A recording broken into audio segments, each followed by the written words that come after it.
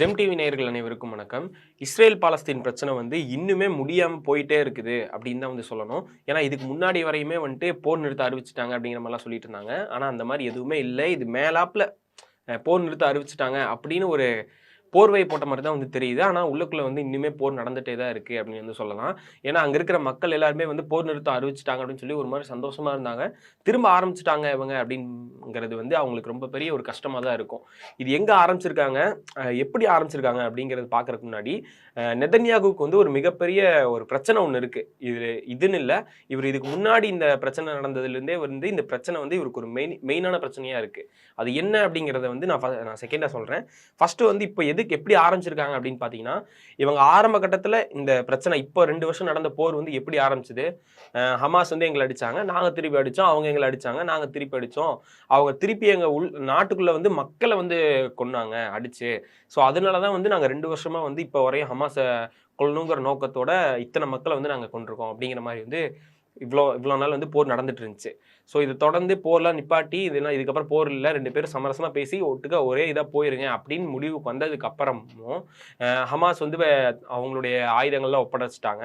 ஆயுதங்கள்லாம் எதுவும் இல்லை. அதுக்கப்புறம் பணைய கைதிகள் எல்லாத்தையும் தாட்டி விட்டாங்க. அவங்களுமே மாற்றி அனுப்பிச்சிட்டாங்க. அது எல்லாருமே நம்ம எல்லாருமே நியூஸில் பார்த்துருப்போம், வீடியோஸும் பார்த்துருப்போம்.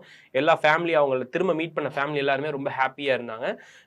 போர் நிறுத்தம் அறிவிச்சதுக்கு அப்புறமா காசா மக்களுமே ரொம்ப ரொம்ப சந்தோஷமாகவும் இருந்தாங்க. கொஞ்ச நாளாவே பார்த்தீங்கன்னா காசாக்குள்ள திரும்ப துப்பாக்கி சூடு சத்தங்கள் கேட்குது அப்படிங்கிற மாதிரிலாம் சொல்லிட்டு இருந்தாங்க.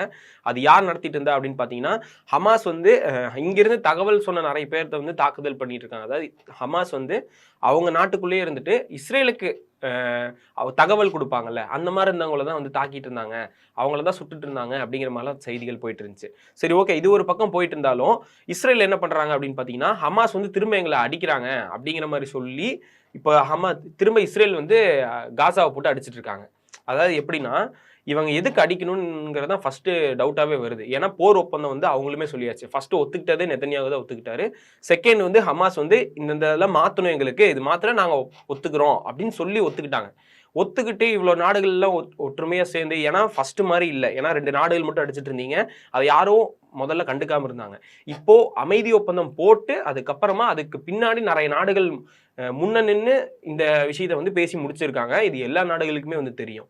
ஸோ இந்த டைம்ல இப்படி ஓகேன்னு சொல்லிட்டு திரும்ப அடிச்சா என்ன ஆகும் அப்படிங்கிற இஷ்யூ எல்லாத்துக்குமே தெரியும். இப்போ திரும்பவும் ஹமாஸ் எதுக்கு தாக்க போறாங்க அப்படிங்கிறது தெரியல. மெயினான அவங்க ரீசன் என்னவா இருக்கும் அப்படின்னு பார்த்தீங்கன்னா, அவங்க நாட்டு மக்களை காப்பாற்றணும், அவங்க நாட்டு மக்கள் நல்லா இருக்கணும் அப்படிங்கிறதா அவங்களுக்கு ஒரு 2 குறிக்கோள் 3 குறிக்கோள் இருந்தாலுமே அதுல ஒன்று கண்டிப்பா மக்களை காப்பாற்றுறதுக்கு இருக்கும் ஹமாஸ்க்கு. ஏன்னா அவங்க நாட்டு மக்களுக்காக தான் அவங்க போராடுறாங்க.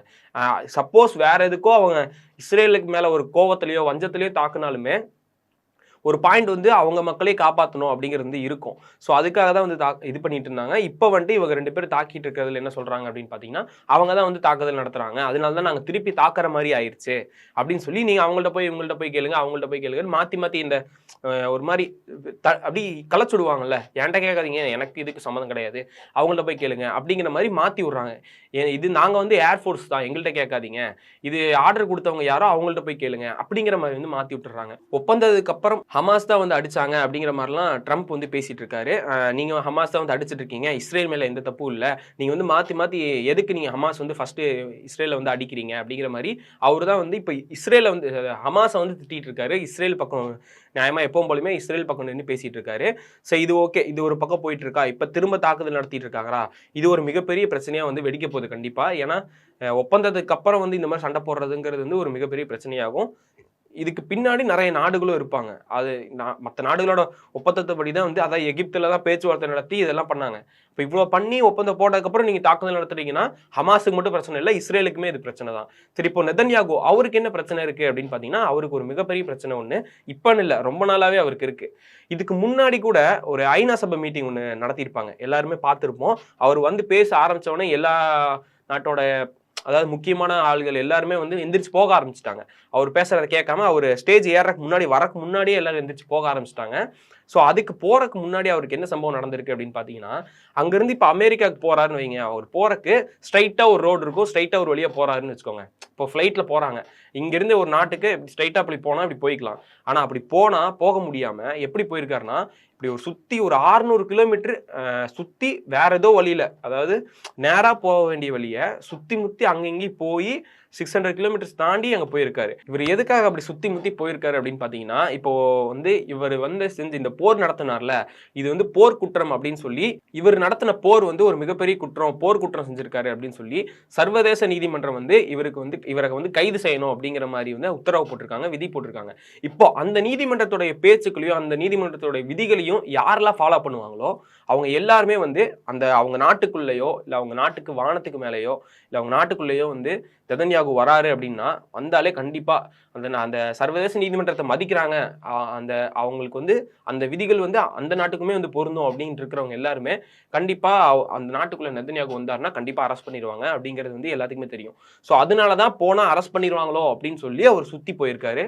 அது மட்டும் இல்லாம இப்ப ரீசெண்ட் டைம்ல பாத்தீங்கன்னா கனடாவுடைய பிரதமர் அவருமே வந்து சொல்லியிருக்காரு, நெதன்யாகு மட்டும் மண்ணுக்குள்ள காலை வச்சாருன்னா அடுத்த செகண்டே அவரை நாங்க வந்து அரெஸ்ட் பண்ணிடுவோம் அப்படிங்கிற மாதிரி வந்து சொல்லியிருக்காரு. இது ஏன் அப்படி பண்ணிட்டு இருக்காருன்னா, அந்த இவ்வளோ மக்களை வந்து அவரு சாகடிச்சிருக்காரு, அதாவது கொன்றிருக்காரு, போருங்கிற பேர்ல வந்து இப்படி இவ்வளோ பண்ணியிருக்காரு, போர் குற்றம் கேஸ் வந்து அவர் மேல போட்டிருக்கோம், அவர் வந்து கண்டிப்பா கைது செஞ்சே ஆகணும் அப்படிங்கிற மாதிரி சர்வதேச நீதிமன்றத்துல சொல்லியிருக்காங்கல்ல. ஸோ இந்த மாதிரி அவர் வந்து எங்கேயாவது நாட்டுக்குள்ள இப்போ ஏன் சுத்தி போனார்னா, ஒருவேளை நீங்க ஃபிளைட்ல தானே போறாரு, கீழே போறக்கு வாய்ப்பு இல்லை அப்படின்னு கேட்டா, இப்போ நீங்க போற வழியில ஏதோ ஒரு ஃபிளைட்டு வேற ஏதோ ஒரு கோளாரோ இல்லை வேற ஏதோ ஒரு ரிப்பேர் ஆகி திரும்ப கீழே இறங்குற மாதிரி நிலைமை வந்துருச்சுன்னா, வேற வழியில கீழே இறங்கி ஆகணும் அப்படின்னு வந்துருச்சுன்னா அவரை அரெஸ்ட் பண்ணிடுவாங்க. அதுக்கப்புறம் வெளியே எடுக்கிறது அது இதுன்னு கொஞ்சம் பெரிய பிரச்சனை ஆயிரும். ஏன்னா அது வந்து ட்ரம்ப்னாலையுமே வந்து முடியாது உடனே அவர் வந்து வெளியே எடுக்கிறது, அதுக்குமே நிறைய ப்ராசஸ் இருக்கு. ஸோ அதனாலேயே வந்துட்டு அவர் அந்த பக்கம் போகாம சுத்தி போயிருக்காரு. இவ்வளோ பயம் இருக்குது, இவ்வளோ நம்மளை அரெஸ்ட் பண்ணிடுவாங்க, நம்ம செய்யறது தப்புன்னு தெரிஞ்சுமே இவர் இதெல்லாம் பண்றதுதான் வந்து எதுக்கு பண்றாங்க அப்படிங்கிறது தெரியல. அப்பனா இவரோட நோக்கம் வேற ஏதாவது தான் இருக்கும். அதாவது இந்த மொத்தமா பாலஸ்தீன் மொத்தமாவே எடுத்துக்கணும் அப்படிங்கிறதா இருக்கு ஒழிய ஹமாஸை பிடிக்கணும், ஹமாஸ் இது அப்படின்னு சொல்லி இவங்க சொல்றது எல்லாமே வந்து ஒரு கட்டுக்கதைன்னு இதுலயே வந்து தெரிய ஆரம்பிக்குது. ஸோ இதை பத்தி நீங்க என்ன நினைக்கிறீங்க அப்படிங்கிறது எல்லாமே கீழே வந்து கமெண்ட்ஸ்ல சொல்லிட்டு போங்க.